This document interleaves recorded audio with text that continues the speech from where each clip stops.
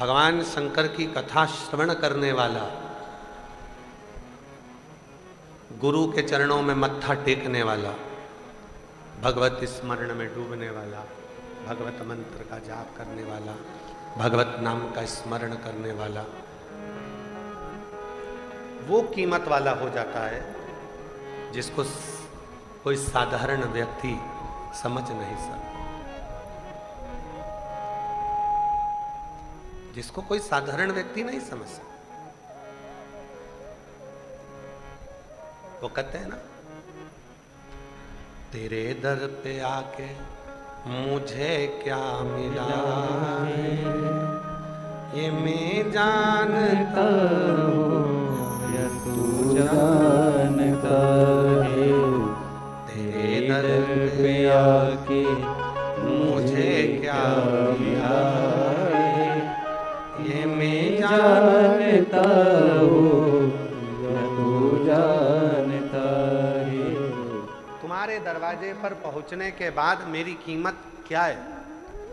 शिव महापुराण की कथा में पहले भी वर्णन किया, आज फिर करते। मक्खी किराने की दुकान पर बैठी, उसकी कोई कीमत नहीं है। मक्खी सब्जी पर जाकर बैठी, उसकी कोई कीमत नहीं है। मक्खी शक्कर पर जाकर बैठी, उसकी कोई कीमत नहीं है। मक्खी फल पर जाकर बैठी, उसकी कोई कीमत नहीं है। पर मक्खी जब हीरा तुल रहा हो और उस हीरे पर जाकर बैठ जाए तो मक्खी की कीमत भी करोड़ों में हो जाती है, लाखों में। मक्खी की कीमत कब बढ़ी? जब वो हीरे पर जाकर बैठ गई। जब तक मक्खी हीरे पर नहीं बैठी थी, सब्जी पर बैठी थी, तो मक्खी की कोई कीमत नहीं थी। फल पर जाकर बैठी थी मक्खी, कोई कीमत नहीं थी। पर वही मक्खी जब हीरा ज्वेलरी की दुकान पर, जेवर वाले की दुकान पर तुल रहा हो और उस हीरे पर मक्खी बैठ जाए तो मक्खी भी करोड़ों की हो जाती है, लाखों की हो जाती है। मक्खी ये आप पर और हम पर निर्भर करता है, ये अपन पर निर्भर करता है कि अपन कहां बैठे हैं। तुम रुका जी कथा कर रहे हैं, चंचुला देवी कथा श्रवण कर रही है। चंचुला दी ने कहा, तुम रुका जी, मेरे पति प्रेत योनि में पड़े हुए हैं। मेरा पति बिंदु प्रेत योनि में पड़ा, मेरा पति बिंदु प्रेत योनि में पड़ा हुआ है और हम यहां आपके सम्मुख में बैठकर कथा को श्रवण कर रहे हैं। मेरा पति तो प्रेत है, वो प्रेत योनि में चला गया, प्रेत योनि में पड़ा हुआ। तुम रुका जी मुस्कुराकर बोले, चंचुला, तुम्हारा पति प्रेत योनि में था, पर जब से शिव महापुराण की कथा में तुम्हारा पति आकर बैठा है, तब से वो प्रेत योनि में नहीं, देव योनि में आ गया है और भगवान शंकर की शरणागति में आ गया। वो प्रेत योनि में था पर अब नहीं, वो प्रेत योनि में था पर अब नहीं। अब वो शिव की शरण में आकर, भगवान शंकर की शरण में आकर कथा को श्रवण कर रहा है और वो देव योनि में आ गया। देव शिव कथा कहती है, भगवान शंकर का चरित्र कहता है, शिव महापुराण की कथा कहती है। आप जब तक संसार के लोगों में पड़े हुए हो, आपकी कोई कीमत नहीं, पर जिस दिन आप भगवान शिव के इस पवित्र शिव महापुराण की कथा में आकर बैठ गए, समझ लेना कि आपकी कीमत करोड़ों में हो गई। आप कोई साधारण व्यक्ति नहीं, साधारण नहीं।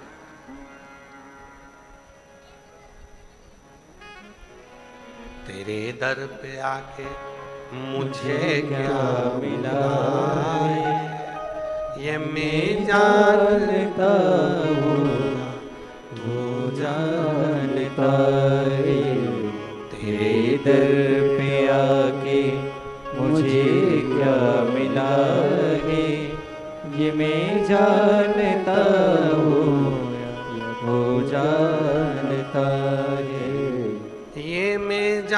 जानता हूँ या तू जानता है, ये मैं जानता हूँ या वो जानता है। तेरी चौखट पे आके मुझे क्या मिला है, ये मैं जानता हूँ या या वो जानता है। तेरे दरवाजे से कोई खाली नहीं गया और ये मैंने अनुभव किया।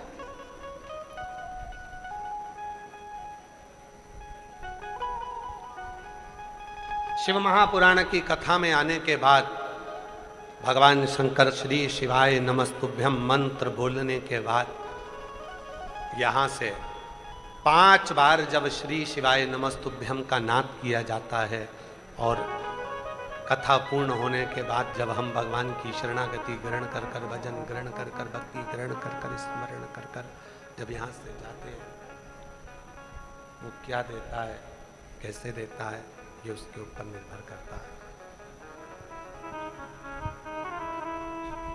ये उसके ऊपर निर्भर करता है। वो साधारण नहीं, संपूर्ण रिटर्न नहीं आ रहा है, रिटर्न नहीं आ रहा है। ये वक्त से चल रहा है ऊपर वाले कान लगा।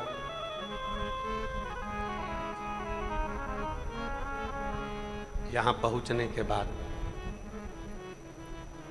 शिव महापुराण की कथा में आने के बाद, शिव कथा को श्रवण करने के बाद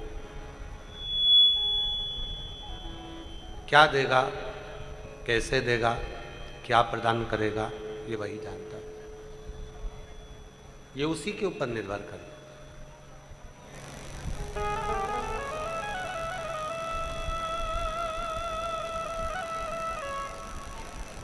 महाराज बस इतना याद रखना है हमको,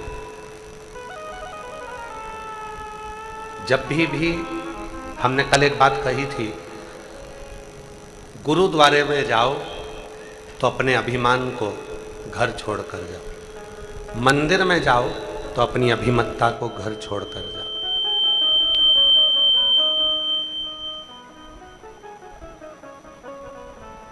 शिव महापुराण की कथा में जाओ तो अपने अभिमान को घर छोड़कर।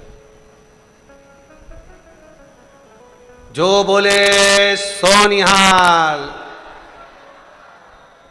गुरु की शरणागति में, शिव की शरणागति में, परमात्मा की शरणागति में अपने अभिमान को दूर रखकर फिर शिव के पास, फिर गुरु के पास, फिर परमात्मा के पास क्या मिलेगा, ये वही जान। तेरे दर पे आके मुझे क्या मिला है, ये मैं जानता हूँ या तू जानता है। तेरे दर पे आके मुझे क्या मिला है, ये मैं जानता हूँ या वो जानता है। गुरु के पास जाना एकदम खाली होकर जाना, शिव के पास जाना तो एकदम खाली होकर जाना।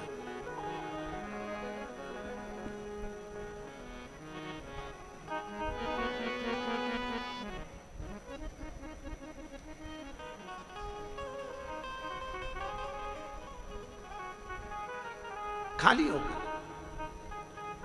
अच्छा एक बात पूछे आप लोगों से, बोलेगा जरा भटिंडा पंजाब वालों, जरा बड़ी प्रेम से बताइएगा।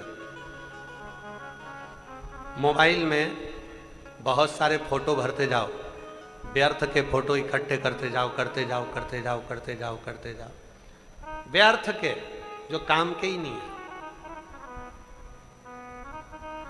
मोबाइल अच्छा चलेगा, अरे बोलो तो जम के नहीं चलेगा, हैंग मारेगा, अटक जाएगा, काम नहीं करेगा, बार बार बटन दबाना पड़ेगा, तो भी वो थोड़ी देर इंतजार करना पड़ेगा, फिर थोड़ा घूमेगा, फिर चलेगा। व्यर्थ की फोटो मोबाइल में मोबाइल को हैंग कर देती है और व्यर्थ की बातें दिमाग को हैंग कर देती है, मन को हैंग कर देती है। व्यर्थ जब मोबाइल में फालतू के फोटो रखते गए तो मोबाइल सही नहीं चलता। मन के अंदर अगर व्यर्थ की बातें रखते गए तो ये मन भी भगवान में नहीं लग पाता, ईश्वर में नहीं लग पाता, अटक जाता। तो क्या करना है? मोबाइल सही चलाना है तो व्यर्थ के फोटो को डिलीट करना प्रारंभ कर दो, और अगर शिव से दिल लगाना है तो व्यर्थ की बातों को डिलीट करना प्रारंभ कर दो। अपने मन के अंदर व्यर्थ की बातों को लेकर मत। ये जितनी जितनी व्यर्थ की बातें हमारे अंदर आती है, उतना उतना हम मन को एकदम अपसेट कर एकदम निचोड़ कर बैठ लेना ही नहीं। आग लगे बस्ती में, जम के बोलो जरा, आग लगे बस्ती में क्या किसको रोइए। अपने को ज्यादा टेंशन नहीं लेना। आया, किसी ने कुछ कहा, सुनते से यहां से वहां निकाल दिया। किसी ने कुछ बोला, कोई ने कहा, यहां से वहां निकाल दिया। ठीक है। सास कुछ बोली, बहू का सबसे बड़ा फर्ज है। भगवान ने कितने कान दिए हैं? 2। काय के लिए दिए हैं? व्यर्थ की बात आए तो एक कान से सुनो, दूसरे कान से निकाल दो। और कोई अच्छी बात आए तो जब भी हम आप लोगों के स्मरण में होगा, गुरुद्वारे में जब भी जाते हैं तो सिर पर कपड़ा ढक कर जाते हैं, पगड़ी बांध कर जाते हैं, सिर पर रुमाल डाल कर जाते हैं। क्यों? क्योंकि गुरु की जो वाणी मिले, हमारे सिर पर जब रुपट्टा हो, सर पर जब कपड़ा हो, तो गुरु की वाणी अंदर प्रवेश तो करे पर निकल कर बाहर ना जाए, वो वाणी हमारे दिल में उतर जाए। इसलिए हम सिर पर रुपट्टा डालकर गुरुद्वारे में जाते हैं, गुरु की वाणी सुनने के लिए जाते हैं।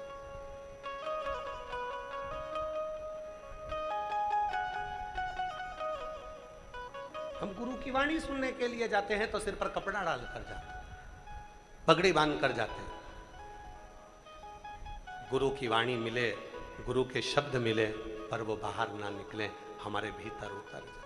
और व्यर्थ की बात मिल जाए, तुरंत डिलीट करो। सास ने कोई व्यर्थ की बात कह दी, पलट कर जवाब नहीं देना, डिलीट कर देना। ससुर ने कुछ कह दिया, व्यर्थ की बात कह दी, डिलीट कर दो। बहू ने कुछ कह दिया, सास को डिलीट कर दो।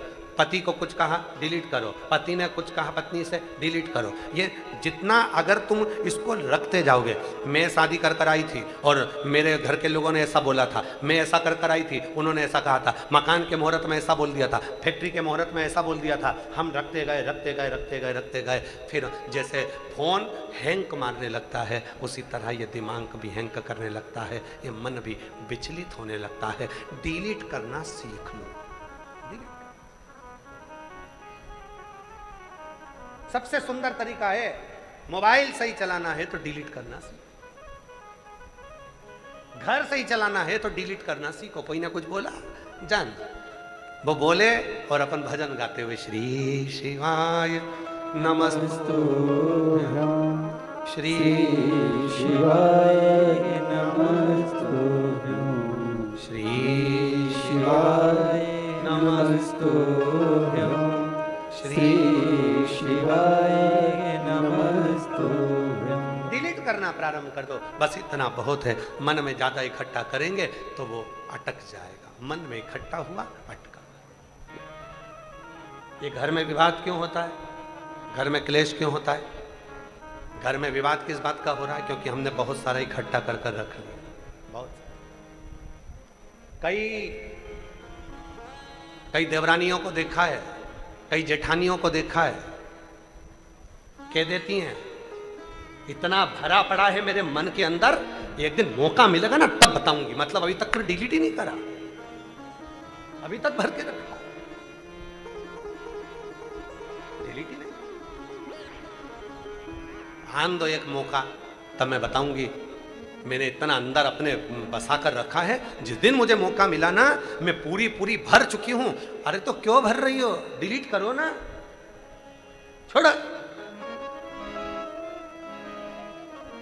भगवत भजन में लग जाओ। बोलने वाला बोलता रहेगा, कहने वाला कहता रहेगा, और आप स्मरण करते चलो।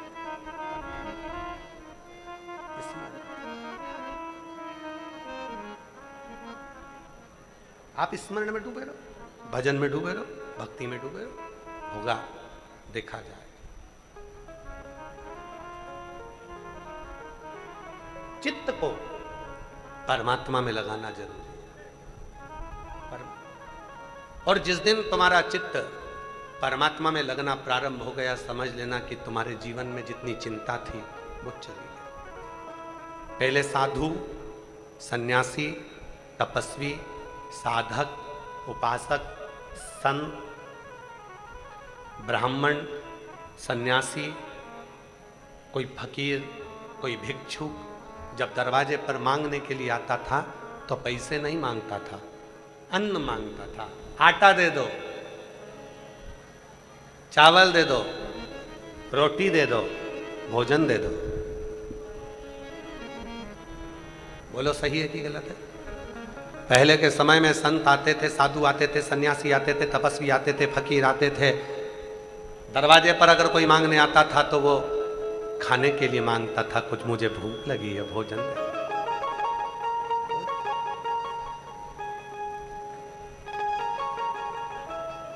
क्यों? किस लिए? घर का जो अन्न होता है, उस घर के अन्न में दो चीजें होती है। थोड़ा सावधानी से सुनिएगा कथा को। घर के अन्न में दो चीजें होती है, एक होती है चिंता और दूसरी होती है शांति। बोलो क्या क्या चीज होती है? पहले नंबर पर चिंता, दूसरे नंबर पर शांति। घर के अन्न में, भोजन में दो चीजें होती है, एक होती है चिंता, दूसरी होती है शांति। शांति। संत, साधु, गुरु, सन्यासी, तपस्वी, साधक, उपासक भिक्षा मांगने के लिए जब हमारे दरवाजे पर आते हैं और हमसे कहते हैं मुझे खाने का कुछ दे दीजिए, भूख लग रही है, भोजन दे दो मुझे, तब अंदर से दो रोटी, कुछ भाजी, कुछ आटा, कुछ चावल, जो तुम्हारे यहाँ पर हो, थोड़ा सा लाकर उस संत, साधु, सन्यासी, तपस्वी, साधक, उपासक को दे देना चाहिए। क्यों? वो हमारे घर से केवल अन्न लेकर नहीं जाता। जब कोई संत, कोई साधु, कोई सन्यासी, कोई तपस्वी, कोई साधक, कोई हमारे दरवाजे पर मांगने के अन्न आता है तो हमारे घर की पूरी चिंता को लेकर चले जाता है और हमें चिदानंद में, भगवान की अविरल भक्ति में डुबो जाता है। चिंता।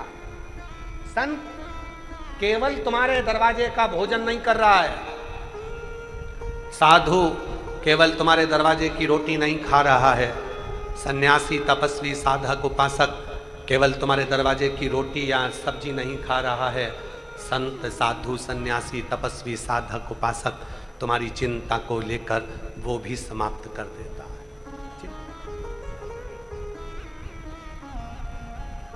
पर आजकल का एक नया फैशन हो गया। आज के जमाने में संत साधु को रोटी दो तो लेते नहीं है, पैसा चाहिए।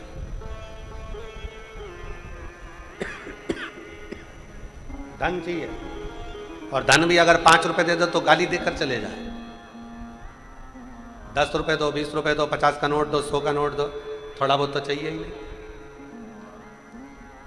क्योंकि असली साधु है ही नहीं।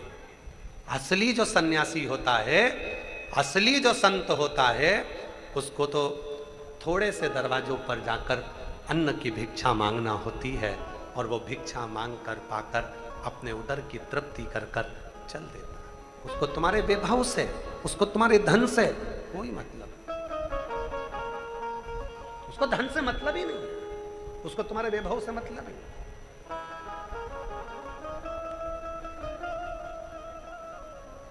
उसको धन नहीं चाहिए, वो तो आवाज लगाकर कहेगा मां भूख लगी है, भोजन दे दो। माता भिक्षाम देही, मुझे भूख लगी है, भोजन ला दो। कुछ थोड़ा बहुत भी अगर खाने का हो तो दे दीजिए, रोटी दे दो, सब्जी दे दो, जो तुम्हारे यहाँ आटा हो, चावल हो, शक्कर हो, कुछ तो दो, मेरे को खाना है। अर्थात वो केवल भोजन लेकर नहीं जा रहा है, वो तुम्हारे घर की चिंता को लेकर जा रहा है। वो तुम्हारे घर का टेंशन, तुम्हारे घर का व्यर्थ की चिंता वो लेकर जाए। घर के अन्न में दो चीजें होती है, एक चिंता, एक शांति। घर का अन्न घर में तैयार हुआ, कोई संत साधु उस अन्न को मांग कर लेकर गया, समझ लेना तुम्हारी चिंता आज लेकर चला गया है। कोई ब्राह्मण, कोई साधु, कोई सन्यासी तुम्हारे घर भोजन कर ले, समझ लेना कि तुम्हारी चिंता को उसने निगल लिया है। और दूसरे नंबर पर है कि अन्न में शांति होती है। जब घर में भोजन बनाने वाली माँ, भोजन बनाने वाली स्त्री, भोजन बनाने वाली नारी, भोजन बनाने वाली कोई घर में जो भी भोजन बना रहा है, अगर उसके मन के अंदर परमात्मा का निवास है, शांति है, तो भोजन में भी शांति हो, भोजन में भी शांति। एक सुंदर चरित्र है, पहले एक बार कहा था, आज फिर कहते हैं।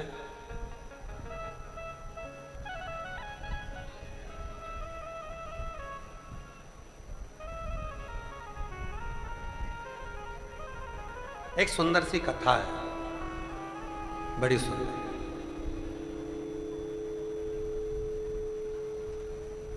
बड़ी सुंदर सी कथा।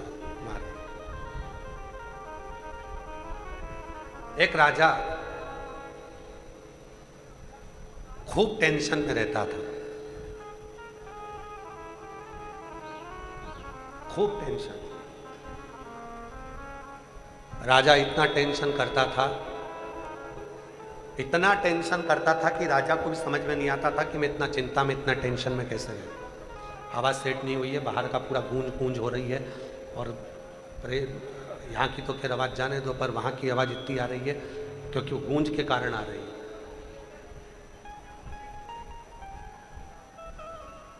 राजा इतना टेंशन में रहता था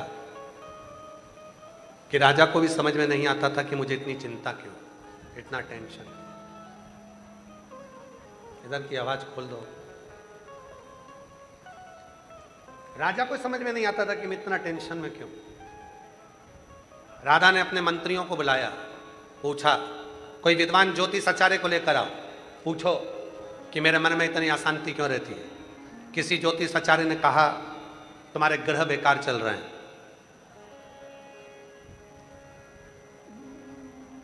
अभी तुम पर यह ग्रह लग गया। फिर किसी दूसरे को बुलाया, उसने कहा कि तुम एक काम करो कि तुम्हारे अभी समय बेकार चल रहा है, ये नग पहन। नग पहना, पत्रिका दिखाई, ज्योतिष आचार्य को हाथ दिखाया, सब कुछ करा, फिर भी राजा को शांति नहीं मिल रही थी। शांति, रात भर जगता था, भोजन में मन नहीं लगता था, टेंशन टेंशन टेंशन टेंशन, चारों समय, हर पल हर घड़ी उसे टेंशन ही रहता था। हर घड़ी हर पल उसको चिंता ही रहती थी, टेंशन, हर पल टेंशन, चिंता। सारे ज्योतिष सारे हार गए, विद्वत जन हार गए, समझ में नहीं आया कि राजा को अशांति क्यों है।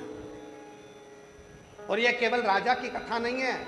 ओ भटिंडा की जीजियों, भटिंडा के जीजाओं, पंजाब की मेरी बहनों, मेरी बेटियों, मेरे बेटाओं, मेरे बुजुर्ग माँ बाप, याद रखना ये केवल राजा की कथा नहीं, ये अपन सब की कथा है। सबको दिखाया, ज्योतिष आचार्य को हाथ भी दिखाया, पत्रिका भी दिखाई, नग भी पहना, सारा साथ हाट देना, सब कुछ करा, सब कुछ पाया, परंतु कोई सुख का अनुभव नहीं। सब कर कर देख लिया, परंतु उसका कोई सुख का अनुभव। शंभु शंभु शंभु शंभु शंभु शंभु शंभु, सब कुछ कर कर देख लिया, पर कोई अनुभव नहीं, कोई शांति नहीं। आखिरी में राजा ने सब समाप्त करा और राजा अपने गुरु के पास गया। अब गुरु जो होता है ना, वो ना तो तुम्हारी ज्योतिषी करेगा, गुरु ना तुम्हारा हाथ देखेगा, गुरु ना तुम्हारा भाग्य बताएगा। अगर असली गुरु है तो तुम्हारा भाग्य नहीं बताएगा, असली गुरु तुम्हें परमात्मा से जोड़कर तुम्हें भाग्यवान बनाने का प्रयास करेगा। वो तुम्हारा भाग्य बताने का प्रयास नहीं करेगा।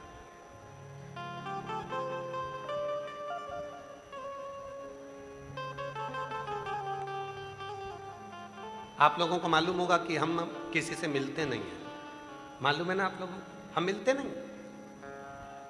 क्यों?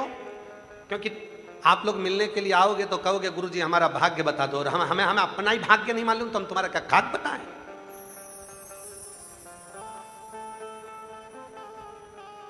हम तुमसे नहीं मिलते, आपको बुरा लगे भला लगे कैसा भी लगे, पर हम किसी से नहीं मिलते।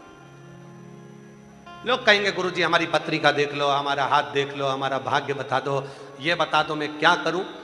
भैया हमको ही नहीं मालूम हमारा खुद का, तो हम तुम्हारा क्या खाक बताएं, हमें नहीं। असली गुरु का सबसे बड़ा फर्ज यही है, वो किसी का भाग्य नहीं बताता, पर इतना जरूर है वो भगवान की शरणागति में लगाकर उसके भाग्य को बदल देता है, उसके भाग्य को बदलने में कारगर असली गुरु है।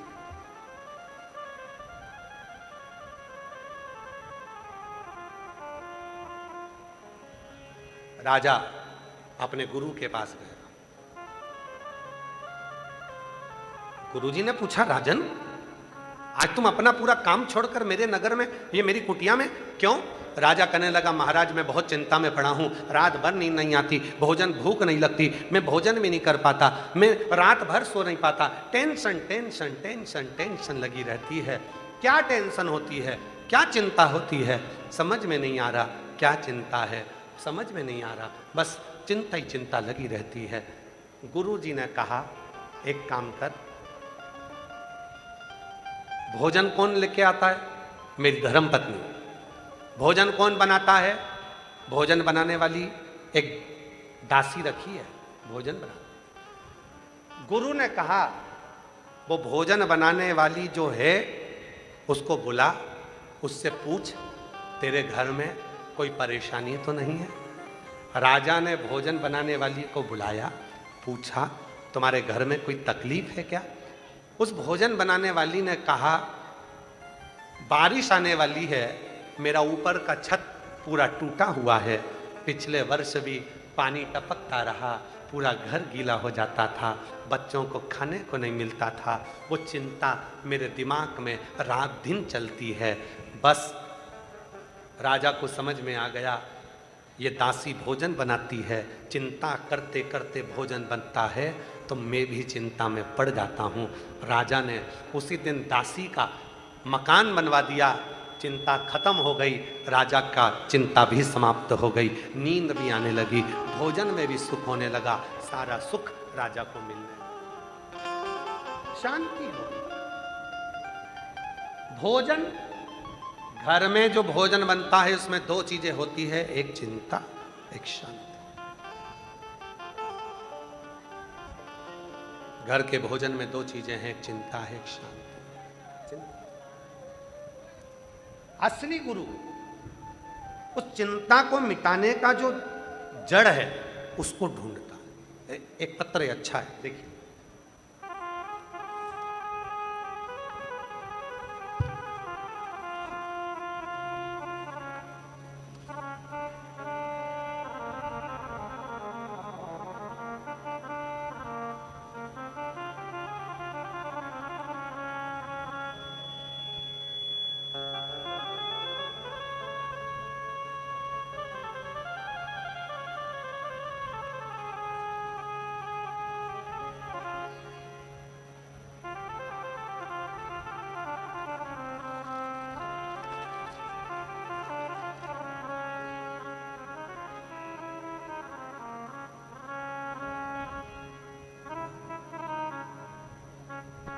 गुरुजी, मैं राजस्थान जिला श्री गंगानगर पदमपुर देलवा की रहने वाली हूँ। मेरी उम्र 28 साल की है। कहीं बैठी हो तो आ सकती हैं। इसमें नाम शायद लिखना भूल गई होंगी। कहीं बैठी हों, पत्र छोटा सा है, अगर कहीं बैठी हों तो आ सकती हैं। हर हर महादेव। गुरुजी आपके चरणों को प्रणाम करती हूँ। गुरुजी मैं राजस्थान जिला श्री गंगानगर पदमपुर डेलवा की रहने वाली हूँ। गुरुजी मैं 28 वर्ष की हूँ। पिछली कथा भटिंडा पंजाब की कथा में हमने 3 इच्छा मांगी थी। सुना था सीहोर वाला बाबा कथा करता है, पंडाल में बैठकर जो मांगो वो मिलता है। मैं 3 इच्छा कर कर यहाँ से चली गई थी। भटिंडा पंजाब की कथा में 3 बातें बाबा को बोलकर, क्लीन करो, आवाज़ को क्लियर करो, 3 बातें बोलकर बाबा को चली गई थी।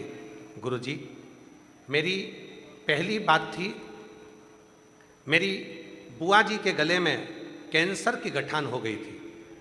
गुरुजी बाबा से बोल कर गई थी, बाबा तू कैसे भी कर कर उस गठान को गला देना। यहाँ से गई, मिट्टी ले गई, अपनी बुआ जी को दे दी। वो मिट्टी मेरी बुआ ने लगाना प्रारंभ करा, डॉक्टरों का इलाज कराती, क्योंकि आप कहते हो कि डॉक्टर शिव का एक रूप होते हैं। अगर शरीर में रोग आए, बीमारी आए, तो सबसे पहले डॉक्टर के पास जाओ, क्योंकि डॉक्टर शंकर है, उसका इलाज करो। वो जांच बोले जांच कराओ, दवा बोले दवा खाओ, और फिर शिव जी पर भरोसा कर कर उसकी दवाई लेना प्रारंभ करो। मेरी बुआ जी ने वही करना प्रारंभ करा, और बाबा की ऐसी कृपा हुई गुरुदेव, मेरी 3 इच्छा में से एक इच्छा बाबा ने पूरी करी। मेरी बुआ के गले का कैंसर समाप्त हुआ। गुरुदेव दूसरी मैंने इच्छा करी थी, भोलेनाथ जी से कहकर गई थी, बाबा या तो मेरी सरकारी नौकरी लगा दे, या मेरे लिए जो अच्छा हो वो तू काम करा दे। बाबा ने ऐसी कृपा करी गुरुदेव। भटिंडा पंजाब की कथा सुनकर गई, 3 महीना भी नहीं हुआ, और बाबा ने ऐसी कृपा करी, मेरा खुद का दुकान खुलवा दिया। और मेरा दुकान खुलवा कर बाबा ने मेरा स्वयं का व्यापार चालू करवा दिया। मैंने कभी भी सपने में भी सोचा नहीं था इतनी छोटी उम्र में बाबा मुझे बिजनेस वुमेन बना देंगे। सारे रिश्तेदारों के घर वालों ने, सबने बोला मत कर, काम नहीं चलेगा। गुरुजी मुझे पहले बच्चा भी नहीं था। मैंने इसी भटिंडा की कथा में तीसरा वर मांगा था कि बाबा मेरे घर संतान नहीं है, तो संतान दे देना। बाबा 3 वर मांग कर गई थी। पहले बुआ के गले का कैंसर समाप्त हो, दूसरा मेरा या तो सरकारी नौकरी हो जाए या मैं खुद का व्यापार करूं। बाबा ने मेरा खुद का व्यापार कर दिया। तीसरा वर मांगा था कि मेरे घर में औलाद हो जाए, और बाबा की कृपा ऐसी हुई कि 1 महीना बाद ही बाबा की कृपा से गर्भवती हो गई, और बाबा की कृपा मुझ पर हो गई। मेरी तीनों मनोकामना पिछली बार भटिंडा की कथा की पूरी हो गई। मैं बाबा को यहाँ प्रणाम करने के लिए आई। एक विश्वास, एक भरोसा, एक दृढ़ता।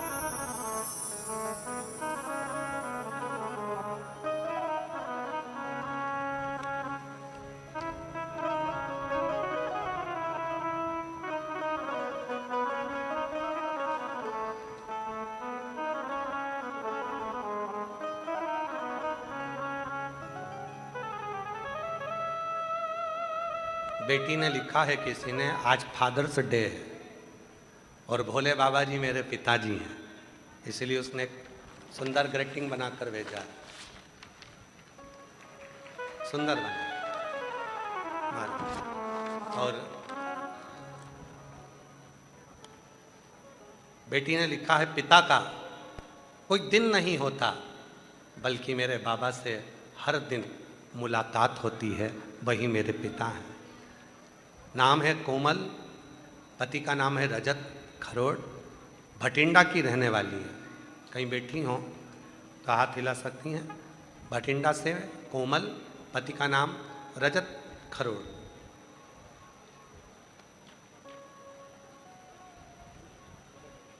कहाँ है? हाथ हिला। आ जाओ आ जाओ। जिस बेटी ने ये पत्र लिखा है जाओ। और जो जैसी भावना वो वैसा ही पल पाया, नहीं खाली उसे लौटाया, वो मन ही मन हर्षाया।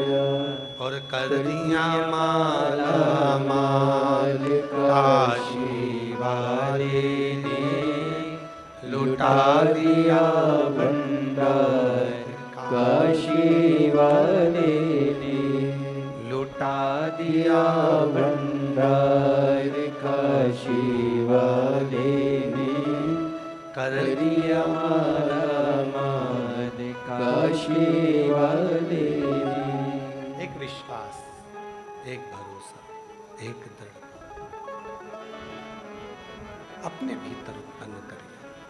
जब विश्वास भीतर उत्पन्न होगा, दृढ़ होगा, तो शिव जरूर मिलेगा, भगवान शंकर जरूर प्राप्त होंगे, मिलेंगे। घर के अन्न में दो चीजें होती हैं, एक चिंता भी होती है, एक शांति भी होती है। चिंता भी है, शांति। साधु, संत, सन्यासी, तपस्वी, साधक, उपासक भिक्षा मांगे, अन्न की, अन्न दे दो। चिंता, भोजन कौन बना रहा है,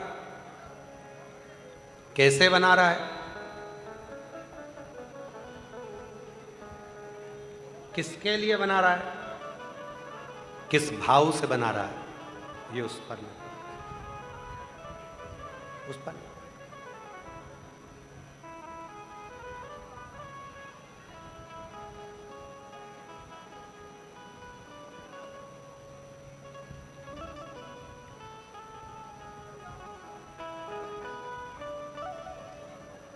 एक बार नांदेड़ में कथा थी।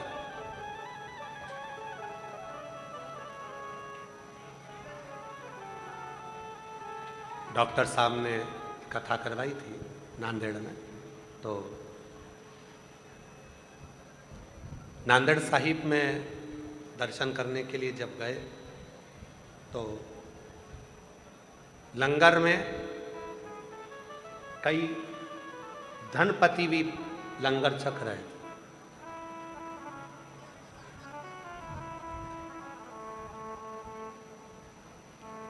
किसी से पूछा कि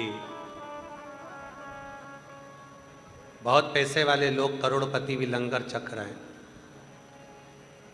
उन्होंने कहा, गुरुजी, होटल का भोजन तो बार बार मिल जाता है, ढाबे का भोजन भी बार बार मिल जाता है, पर गुरु की शरणागति का भोजन बहुत कम मिलता है, और जो पाता है वो निहाल हो जाता है।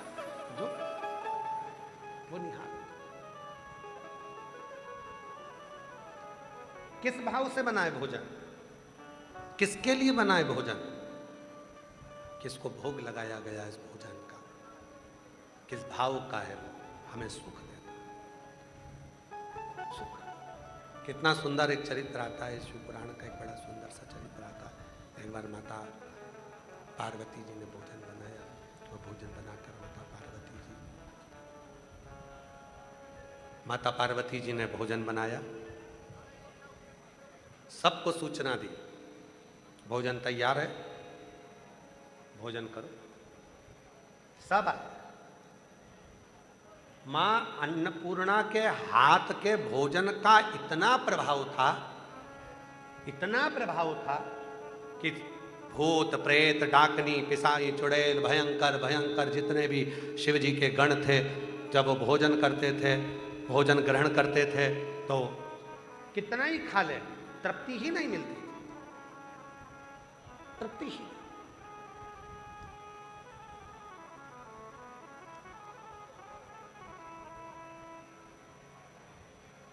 एक बेटे से पूछा जाए ना कि सबसे अच्छा भोजन किसके हाथ का लगता है, भले वो झूठ बोलेगा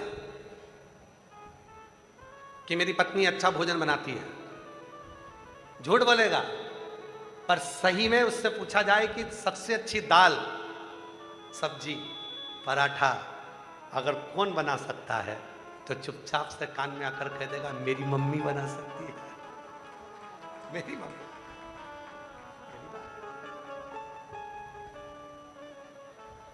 कभी कभी बेटियां छाती ठोक कर देती हैं, शादी होकर आ गई तो क्या हुआ, फिर भी मेरे मायके में मेरी मम्मा के हाथ का कभी तुम भोजन करके देखना, मेरी माँ जो भोजन बनाती है ना उसके बराबर कोई भोजन नहीं बना सकता। मेरी माँ जब हलवा बनाती है, सीरा बनाती है, मेरी माँ हलवा तैयार करती है, सीरा तैयार करती है, मेरी मम्मा ये बनाती है, मेरी मम्मा वो क्यों क्यों क्यों? उसको मालूम है कि एक माँ के हाथों में अन्नपूर्णा का निवास होता है, और जब वो दिल से बनाती है अपने बच्चों के लिए, अपने परिवार के लिए, जब पूर्ण समर्पण के साथ बनाती है, तो फिर उसके अंदर अहमता का भाव नहीं रहता, केवल देने का भाव, समर्पण का भाव रहता है, तो भोजन में स्वाद बढ़ जाता है। स्वाद।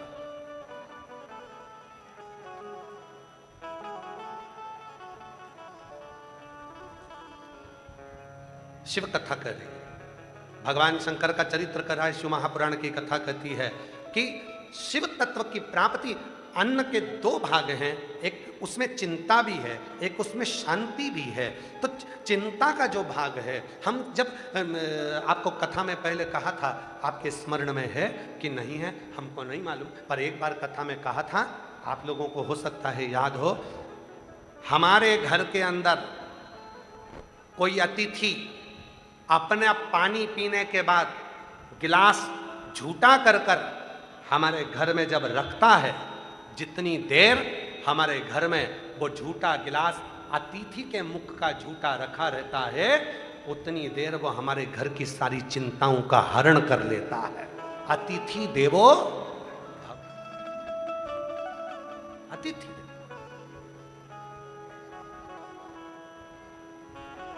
पर एक आज का जमाना है, जरा से अतिथि आ जाए, मेहमान आ जाए, जरा से लोग आ जाएं तो लोगों के मन में बड़ा हो जाता है, बताओ इतने लोग आ गए, इनको भोजन कैसे कराऊंगी, कैसे बनाया जाएगा, कैसे खिलाया जाएगा, क्या करा जाए, क्या करा जाए, तो समझ में नहीं आता, समझ ही नहीं आता। विश्वास प्रबल। स्वयं तुमरुका जी ने चंचुला देवी से कहा, चंचुला तुम कहती हो कि तुम्हारा पति प्रेत योनि में पड़ा हुआ है, वो प्रेत योनि में पड़ा था, अब वो प्रेत योनि में है नहीं, अब वो प्रेत योनि में नहीं,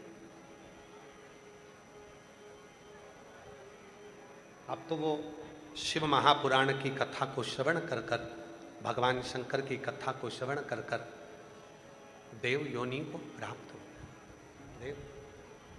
इसीलिए जितने भी शिव महापुराण की कथा में जो भी बैठे हुए हैं, जो कथा को श्रवण करने के लिए आए हैं, जो भगवान शंकर की पवित्र कथा को श्रवण कर रहे हैं, जो अपने भीतर शंकर भगवान की पवित्र कथा का स्मरण कर रहे हैं, याद रखना, अगर दुनिया के लोग तुम्हें गाली दे रहे हैं, दुनिया के लोग अपशब्द कर रहे हैं, दुनिया के लोग ताना दे रहे हैं, दुनिया के लोग आड़ा टेढ़ा कर रहे हैं, कहने दो, पर आज कथा श्रवण करने के बाद तुम्हारे चित्त में ये लेकर आ जाना कि हम कोई साधारण नहीं है, जो भगवान शंकर ने अपनी कथा में हमको बुलाया, बिठाया और कथा का रसतत्व ग्रहण कराया। आवाज़ सेट नहीं हो रही है, अंदर की आवाज़, बाहर की आवाज़ तो इतनी गूंज के आ रही है कि अंदर की आवाज़ को समझ ही नहीं आ रही। यहाँ पर एक जनी आकर यहाँ सुनो तो सही, बाहर की पूरी चोंगे जैसी आवाज़ यहाँ आ रही है।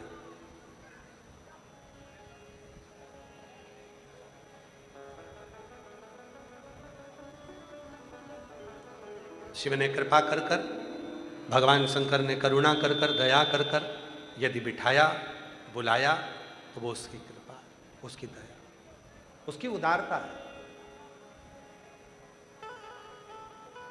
बिना कृपा के वो बुलाता ही नहीं है। एक पत्र है, अच्छा है,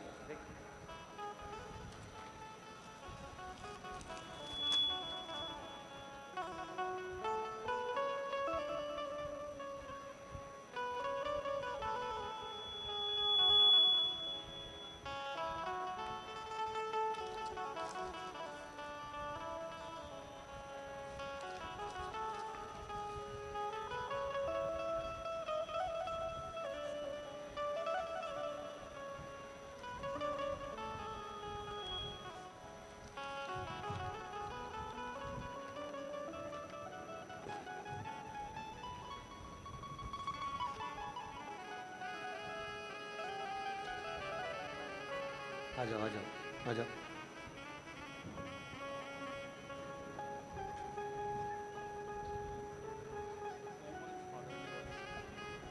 क्यों अच्छा पत्र भेजा बेटा?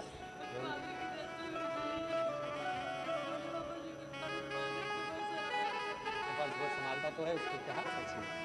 बेटी का कहना है पापा शांत हो गए, उसी दिन से जो जो तकलीफ होती है शिव जी से कह देती है, शंकर को पिता मानती है, और जो शिव जी से कहती है शिव पूरा करके चले जाते हैं। एक बार जोरदार ताली बजाएं। आंसू पोछ। अच्छा खुश होकर जाता है। जो दिल से मांगोगे वो दिल से देगा, जो दिल से मांगोगे वो दिल से दे देगा। मेरा भोला भंडारी है, मेरा भोला भंडारी है, खाली झोली भर देगा। मेरा भोला भंडारी है, खाली झोली भर देगा। मेरा नाम राजरानी है, मेरे पति का नाम किशन चंद है। हम भटिंडा के रहने वाले हैं। गुरुजी, मैं एक लोटा जल का महत्व बताना चाहती हूँ।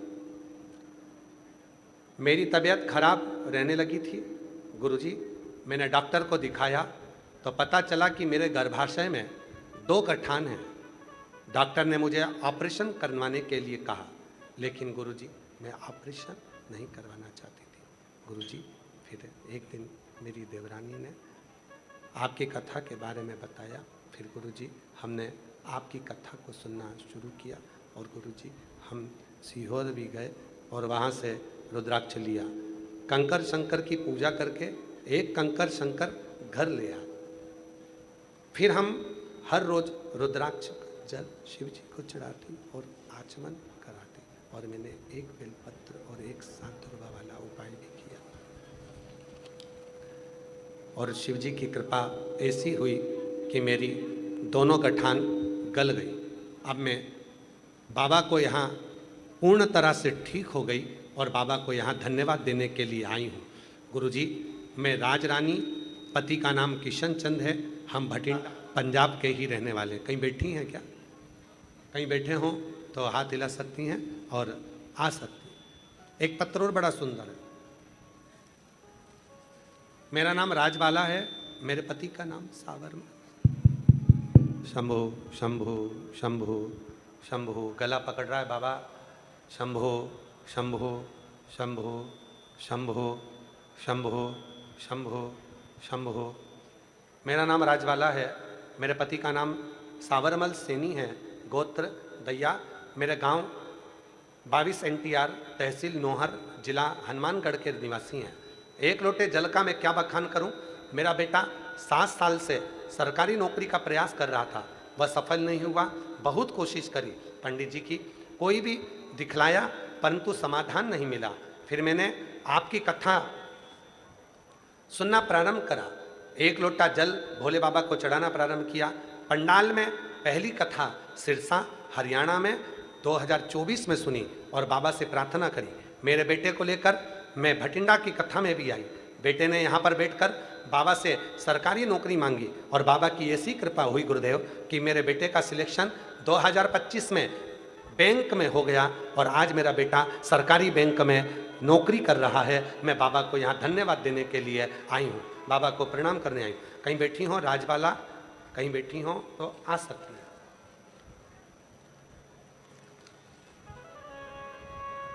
तेरी कृपा का भरोसा अब किस पर हो जाए जरा सी हम पर कर दो, जरा सी हम पर कर दो। तेरी कृपा का क्या है भरोसा, अभी ठीक है, किस पर इसको हो जाए जरा सी हम पर कर दो, जरा सी हम पर कर दो। 2 गठान हो गई थी गर्भाशय में, डॉक्टर ऑपरेशन का कहे थे। माँ ने हिम्मत नहीं हारी, यही भटिंडा की कथा को श्रवण किया और बाबा पर भरोसा कर जल चढ़ाना प्रारंभ किया। आज पूर्ण तरह से स्वस्थ होकर आई है। एक बार जोरदार ताली बजाओ साथ।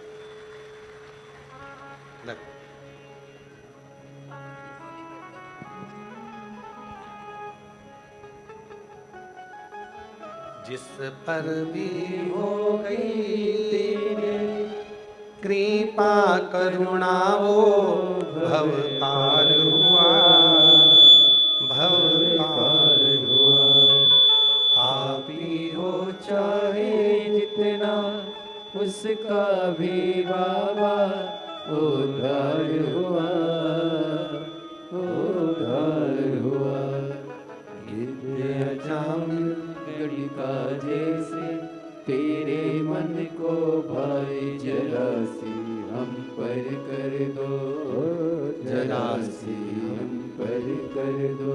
तेरी कृपा का क्या है भरोसा, कब किस पर हो जाए जरा सी हम पर कर दो, जरा सी हम पर कर दो, ओ जरा सी हम पर कर दो। उस देवाधिदेव महादेव से करी गई प्रार्थना खाली नहीं जाती। आप जब विश्वास के साथ, भरोसे के साथ, दृढ़ता के साथ शिव से कुछ कहते हो तो वो स्वीकार करता, सुनता।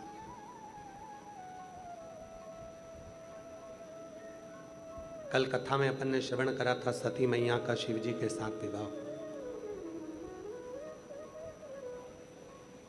मंगल सूत्र में क्या पिनाया था? जम के बोलो, रुद्राक्ष। हार के रूप में क्या लेकर आए थे? रुद्राक्ष। कंगन के रूप में क्या लेकर आए थे? रुद्राक्ष। कंगन के रूप में भी रुद्राक्ष लाए, हार में भी रुद्राक्ष लाए, मंगल सूत्र में भी रुद्राक्ष लाए, सब में रुद्राक्ष, सब में रुद्राक्ष।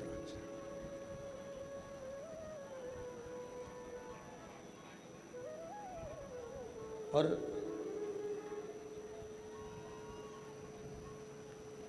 वचन दिया सती अखंड सौभाग्यवती होकर जाओगे। पहली बार घुमाने के लिए सती माता को भगवान शंकर लेकर गए कुंभज ऋषि के आश्रम। पहली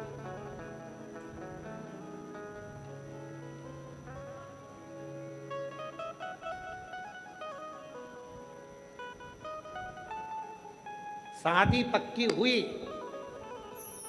शादी हुई और शिवजी माता सती को लेकर गए कुंभज बाबा के आश्रम में कथा सुनाने की।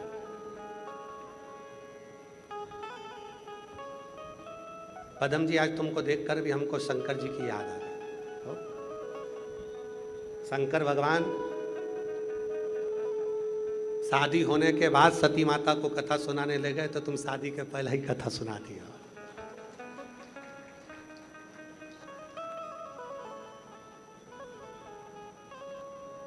पहले ही कथा सुना महाराज। तो ये शिव की उदारता है, शंकर भगवान की कृपा करुणा, उनकी दया है, उनकी करुणा है कि अपनी जिंदगी की शुरुआत भगवान देवाधिदेव महादेव की कथा से कर रहे हो। इससे बढ़कर और क्या चाहिए? एक बार जोरदार ताली बजा साथ।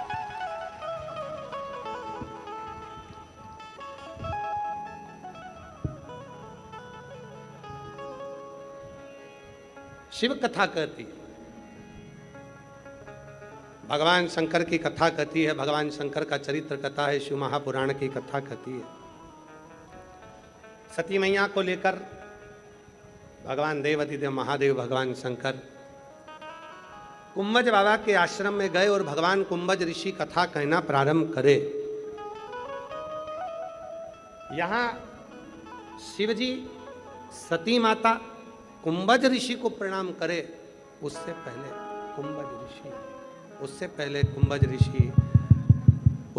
कुंभज ऋषि माता सती और शिव को प्रणाम कर रहे।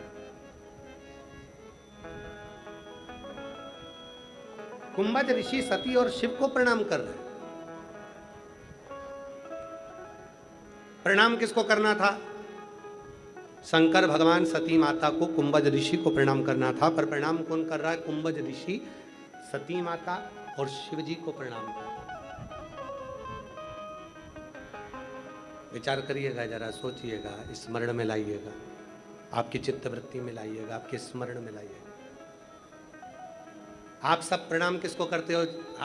आए कथा करने वाला जो आता है तो लोग कथाकार को प्रणाम करते, बाबा जी हर हर महादेव, श्री शिवाय नमस्तुभ्यं। और कथा करने वाला किसको प्रणाम करता है? आपको।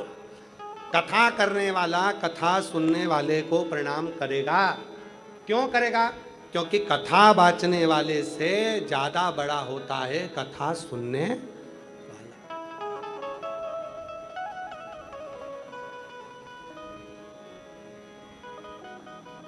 कथा बाचने वाले से ज्यादा बड़ा होता है कथा सुनने वाला। बाचने वाला तो आया है तो 7 दिन कथा बाचेगा, सुनने वाला कितना? घर में काम 50 काम पड़े हुए हैं, बच्चे हैं, पति है, ऑफिस जाना, नौकरी, ये चाकरी, ये काम, वो काम, दुकान धंधा पानी, ये व्यापार वो व्यापार, घर का सारा काम करना, और उसके बाद भी कथा में जाकर 3 घंटे बैठना, तो वक्ता से बड़ा श्रोता होता है। और कथा बाचने वाला और कथा सुनने वाला, इन दोनों में सबसे ज्यादा बड़ा होता है कथा सुनने वाला। कथा सुनने वाला इसलिए भी बड़ा होता है क्योंकि कथा सुनने वाला कहाँ बैठता है? जमीन पर। कथा सुनने वाला जब जमीन पर बैठता है तो जो जमीन पर बैठता है, जिसके पास जमीन होती है, तो वो हमारे निगाह में जमींदार कहलाता है। तो तुम सब कौन हो?